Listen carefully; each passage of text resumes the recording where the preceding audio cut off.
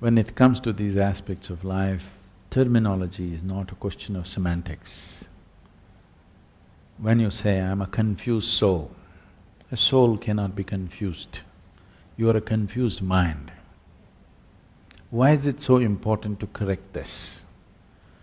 Because if you do not understand the distinction between one thing and the other, suppose you go to your doctor because you have a cardiac problem and you say, "Doctor, my liver is giving me trouble." He will attend to something else, you know, isn't it? So it's very important. It is not a question of semantics, it's just not just a question of splitting hair. It's just like this. You have a heart problem but you go to a liver doctor. This is not going to be a solution, there's going to be more problems because anyway, once you go to him, he has to conduct a surgery upon your liver, whether you have liver problem or not. That's part of the business, okay. So it's very important, your soul cannot be confused. And first of all, do not talk about a soul because it's not come into your experience. And if you talk about something which is not yet in your experience, to put it very bluntly, it amounts to lying. So this is the first thing you must do, you must stop lying. Do not talk about anything which is not yet a reality for you. It may be said in the Gita, it may be written in the Vedas, everybody may be talking about it, it doesn't matter. It's not true for you, you do not talk about it. You do not talk about soul, you do not talk about heaven, you do not talk about God because it is not yet a reality for you. If you do not talk about these things, a certain longing will appear within you which will lead you there. If you talk about it, you will satisfy yourself with gossip, the real thing will never happen to you. You will be fulfilled with gossip. Gossip is a very fulfilling thing, you know. Yes. Yes, lot of people avoid reality just by gossiping. Whole lot of people avoid reality just by watching a cinema. Cinema is somebody's gossip, isn't it? Somebody's story. I'm not against it, but I'm saying if you're using it to enhance your life, it's okay. If you're using it to avoid your life, it's a serious problem, isn't it? And a lot of people are using it to avoid life. You know, you don't have to do anything in your life. You go just sit in a dark room, buy a bucket of popcorn. Somebody will love, somebody will fight, somebody will live, somebody will do everything. You just have to eat popcorn and it happens. You can cry, you can laugh and you can come out and it's done. And they tell you when it's ended. These days they don't put that "the end" anymore. You're supposed to figure, it's over. There was a time when they would say "the end." So just in case you're not getting it, you may sit for the next show. So, do not deceive yourself. This is the least you can do for yourself is do not bullshit yourself. If you do not bullshit others also, your life around you will also improve phenomenally, but that I will leave it to you, okay? That's your decision. But at least with this one person, be 100% straight, no nonsense. You must do this because this person deserves and you owe it to this. That with this one at least, I don't know in what kind of social and other situations you are, whether you can stop bullshitting to others. If you do that, you can build a phenomenal life around you also. If you can do it around yourself, it's great, you'll build something wonderful. If that is not possible, at least with this one person, do not bullshit this person. At least with this person, 100% straight. So this is simply because there was a time when this culture was a vibrant spiritual atmosphere. From those times, it is a very depleted condition right now. That vibrant spiritual liveliness is gone, but the jargon is still floating around. Wherever you go, people are talking about soul, Atma, Paramatma, this, that. The jargon is still floating around in common language and common atmospheres, though the fire is gone. Because of this, it is one way it could have been a positive influence, but it is also a negative influence because you're talking about the highest things in a mundane way, so that all the highest things will just die, just talking about it like gossip. People will discuss Gita on the tea shop, people will nothing wrong with the tea shop, I'm saying not with the necessary focus or the sanctity that it needs. Sanctity not in terms of elevating it to some place, sanctity in terms of if you want to put your hand into the milk, you would see that your hands are clean, isn't it? Because otherwise it'll go bad. This is just like that.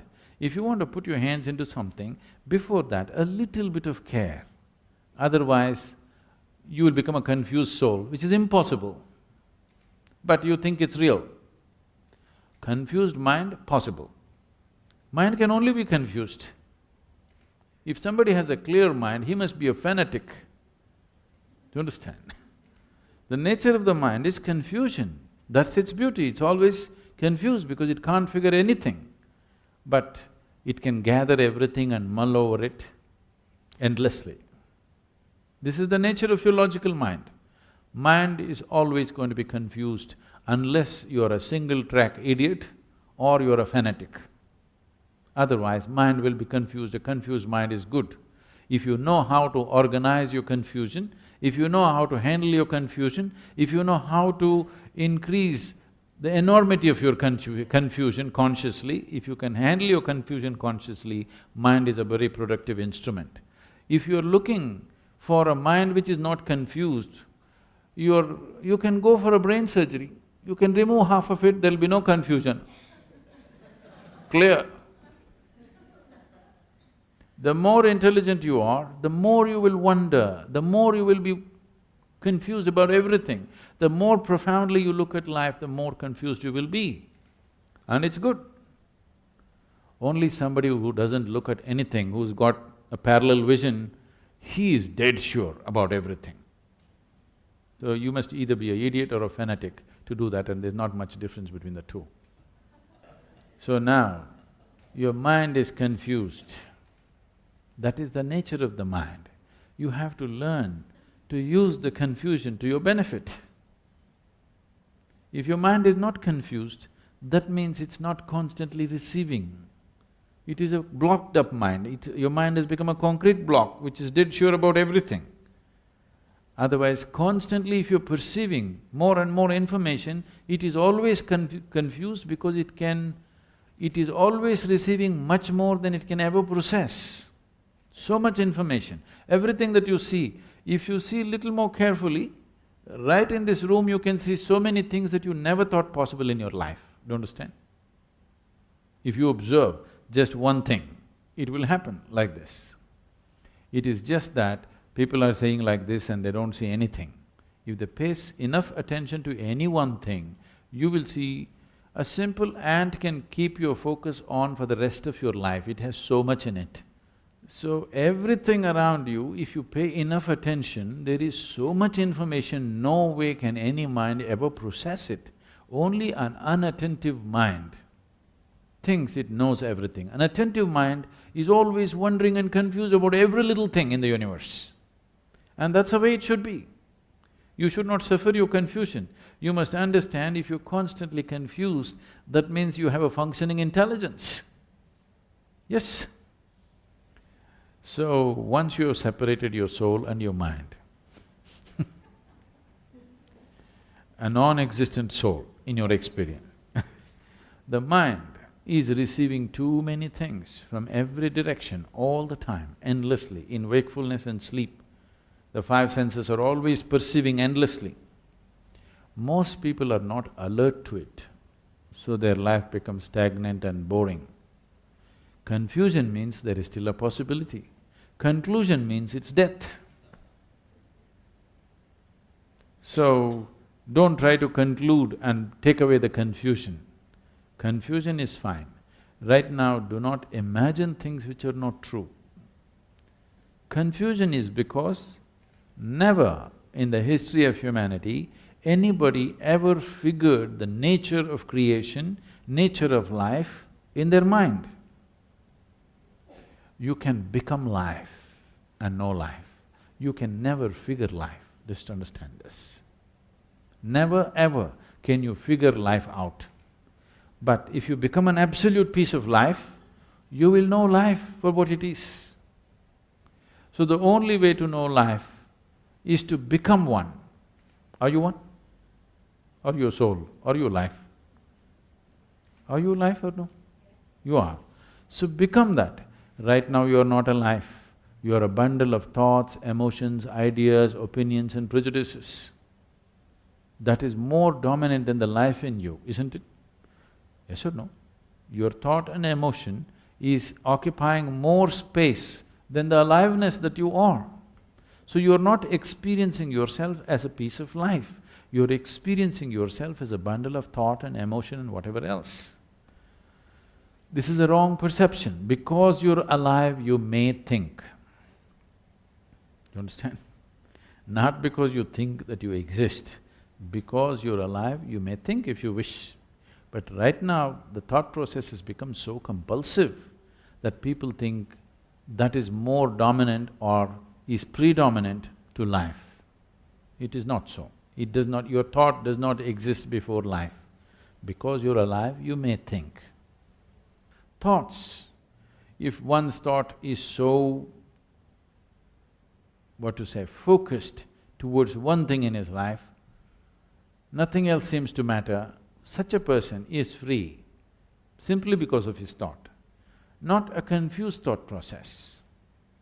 That thought process will not protect you. But if one's thought is like this, that it is absolutely connected to one thing and one thing only, a focused thought, such a thought can give you a lot of protection and a lot of purpose and a lot of capability. That's a different thing. But right now you are not in that state, it's better to use a simple tool. And you don't have to worry that somebody is going to affect you. You need to understand this. If you protect yourself, you will also protect yourself from well-being. Understand? So the protection should be such that only what is not necessary for you is filtered. You need a filter, not a wall. Yes? If you build a wall around you, it'll protect you from life itself. Lot of people are doing this. They want to protect themselves from death and danger, but what they will succeed is they will protect themselves from life. Even life won't touch them. They're so safe. Don't become like that. Life should touch you. Even if life smothers you, it's better than remaining untouched by life. Thank you.